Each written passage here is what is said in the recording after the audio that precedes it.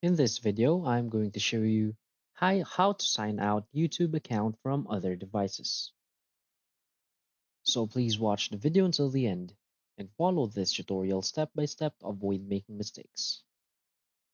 So let's get started.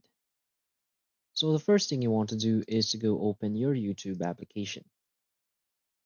So from here, you want to tap on your profile icon in the lower right corner of the screen. As you can see here, this is your profile. You can either switch, turn on incognito, but from here, just select Google account.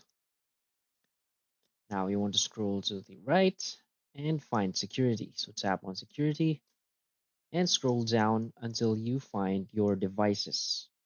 So from here, tap on manage all devices and you will see all of the devices that has access to your Google account. So it means they can also use your YouTube in these devices. So to sign out your account, just simply tap on a device. And from here, just simply tap on sign out. Now confirm your sign out and you're all set. So that's it. So if you find this video helpful, please hit like and subscribe. Thanks.